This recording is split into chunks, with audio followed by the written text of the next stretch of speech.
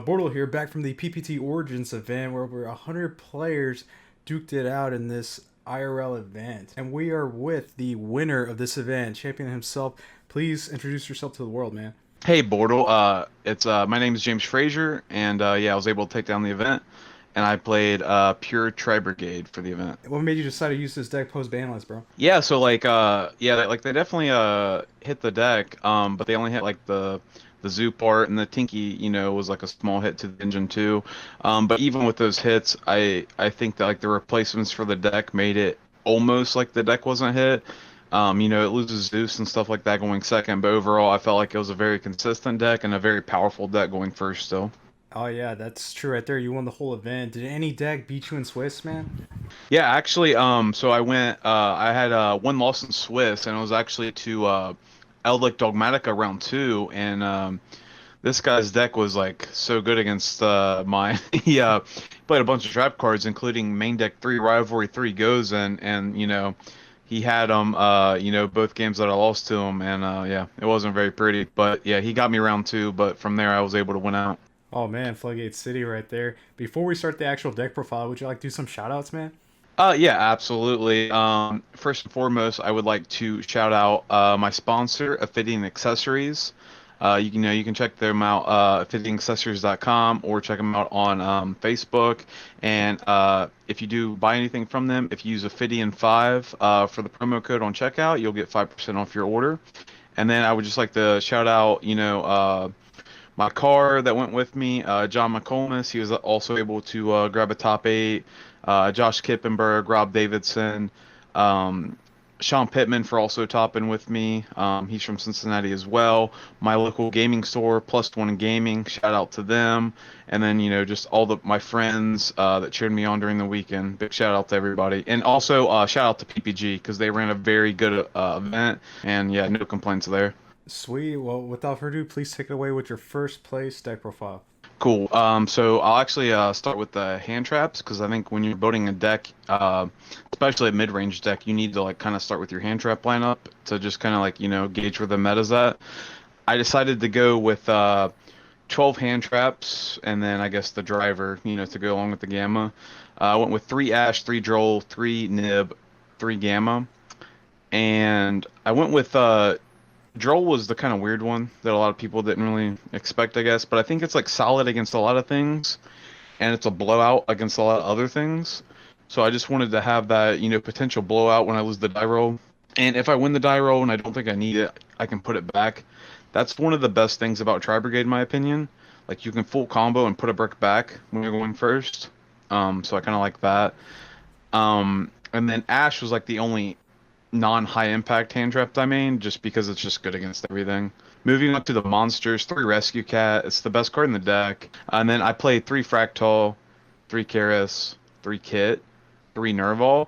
All kind of standard besides the three Karis, but I played Desires and I just wanted the extra name. You have to summon it off Rescue Cat too. Sometimes you banish it off Desires. And honestly, sometimes opening it is good too, because like sometimes you just open it and Kit, and you actually get to play, whereas like Kit by itself wouldn't be anything. So it's okay. The third one is like I wouldn't cut the third one. I think you need it right now. Only six spells. One called by, one Tinky, one Foolish. Called by and Tinky, kind of self-explanatory. Foolish was best one of my best cards all weekend actually. A lot of the times the Fractal got Ashed or Gammaed or whatever, striked, sometimes going second, and then like the Foolish Burial let me extend. All the Foolish Burial can let you start if that's all you open. So it's like an extender or a starter in this deck. And with only one Tinky now and no Zoo Engine, I think it was just good enough. Of course, the three Desires, I like it better than Prosperity. I want to draw two, not add one. And then traps are pretty simple as well. I just went with three Strike. I think it's the best trap card in the game, the best generic trap card in the game, anyways. And three Revolt. I think it is the best card in the deck. Essentially, like there's a lot of games where like you won't be able to search it, but you can make it live. And then like also like sometimes you're just grinding and you draw like a live Revolt and set it and you just win because of it. So it's like No reason not to play three. I do side out one quite a bit going second, but in the main I like three. Man, overall, that's a perfect 40 right there. However, the Megatins did release, they were legal for this event. Any thoughts on Crossout Designator or why you didn't use it? Yeah, so this is going to be an unpopular opinion, or I guess a little bit controversial opinion. I don't think Crossout Designator is that good in this deck. I don't think Crossout Designator is that good in a lot of decks. I think it's very good in I think it's very good in like combo oriented decks or decks that lose really hard to like a nib. You know, like I'd play it in like, Solomon Great, something like that. Tritron, it's okay. I would, Dragon Link, it could be good. And this deck specifically though, I don't like it because I don't want to play Imperm, I don't want to play Veiler, and I also don't want to like if you play cross out, you have to play cross out, and you also have to give up more spots for the cards that you're gonna cross out. And I think my hand trap lineup was really good, and in order to play cross out, I'd have to cut 3 cards for cross outs, and I'd also have to cut more cards for the cards that I'm wanting to cross out. And I'll be honest with you, I just don't think I think Gamma's better than cross out. You can Gamma to the Rescue Cat Send, you can Gamma to Fractal, and other than that, you don't, you know what I mean? Like it's even if they veil or imperm you, you can still, if you like hard draw a revolt, sometimes it'll be live, or you'll just have like strikes or hand traps to stop them. I don't think cross out is necessary in the deck.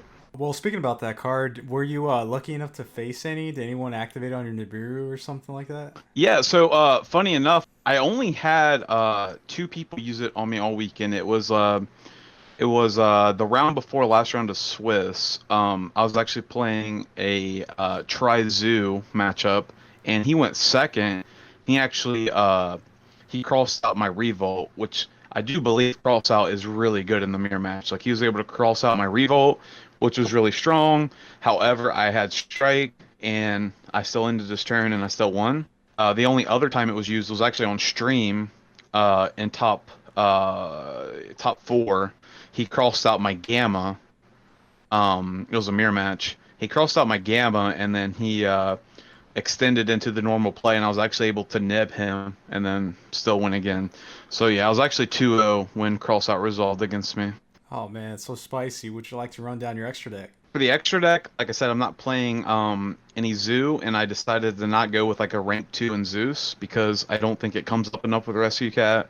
Most of the time, you just want to do the standard Apollo Search Revolt play. So I went with one Omega. Omega was insane, by the way. If you get to Gamma them and then Omega them and then end with Apollo Revolt, you essentially never lose. Access code, clearly for TKs. Double Dragon Lords, which I probably make more than anybody else ever. I love this card a lot. I think it's just insane. I don't know what they were thinking about this card. It's just a quick effect anytime. Send a card and then bounce a card. I don't know. Uh, Apollo, of course. Doom Eagle, of course. Doom Eagle's like solid enough, I think, to just, warn a spot always. The Lambda, because sometimes after you Gamma, you might have another Gamma in your hand, or it might be mid game and you have a Gamma in your hand, and you can like, if you have like a lot of the times I have like a nib on the field. If I nib them, and then I like normal summon a Rescue Cat. This happened on stream, and like they use Droplet on the Rescue Cat. It could be like Veil or Imperm too, whatever, right? Whatever they use on the Rescue Cat, but then I just turn both of those into Lambda, so then my Gamma's live, and then like my follow up with Karis or whatever is like gonna go through basically. So yeah, I like Lambda a lot, and also like if you just go first and like you get to Gamma them, you can also just make like you can make the Lambda if you have another Gamma too, because you just do it turn 1. And it's just like good enough. This Lambda also, like, if you can Omega them, you can search another Gamma, Oh which yeah. is pretty crazy. All Mirage, because it is, clearly part of the combo. Don't really need the, or not part of the combo, but like part of like letting your kit not just be a brick, let you get to engine. I played 2 Bear Brum. I was on the fence about playing 1 or 2. I thought maybe 2 was like a little too much because I never made the second, but this weekend I made the second a couple times and it was like good enough. 2 Baron Blossom, by far the best card in the deck. You'd like to play 3, but usually 2 is good enough. Just part of the standard combo. The 1 Rugal, which is fine. And then the three omen, almost always I don't need the third omen. Uh, Almost never did I ever make the third omen.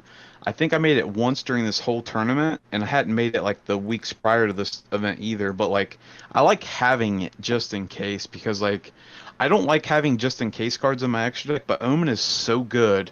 It's like a starter sometimes. Like there's plays where you just start off where you banish four, summon Blossom, or summon Omen. Sorry, go into Blossom, search, special with You know what I mean? Like Omen is not just banish. Omen is also like it just lets you search, which is so good.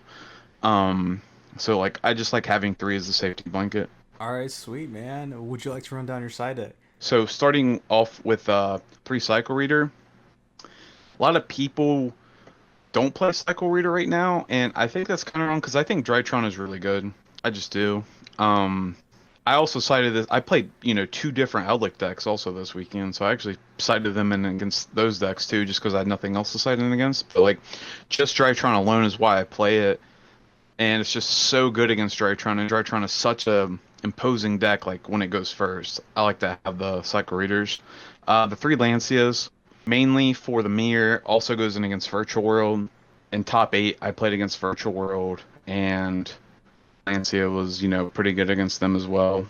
Moving on, the three twins. I think twin is the best back row removal you can play. Two anti-spell and an order. I'll get into the anti-spells in a second. The order is pretty clear.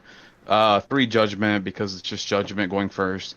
The anti-spells were probably my weakest card in my deck all weekend, to be honest with you. I thought it was going to be a little better. Put it in, it's like Virtual World and Drytron and stuff. I think one striker topped the event, but there wasn't many striker in the room anyways, and the only thing I would change maybe in the whole deck would actually be cutting the two anti-spells. I'd probably play like a Pankratops and maybe a Mind Control, just for the mirror, just to take Apollo. Man, sweet. Thank you so much for the overall explanation and congrats on winning the PPT Origins event. One of the biggest IRL stuff. PPG, way to go. Yeah, thank you, man. Like this was the first IRL event back in like some time, especially for around here, and it was pretty hyped. PPG had, like I said, they ran a great event, had great coverage, great prize support. So yeah, I was glad to take it down, and thank you for doing this profile with me. And listeners, if you're not a part of Bortle Nation, sub for Bortle. It's that easy and it's free. Oh God, yes. Bortle out.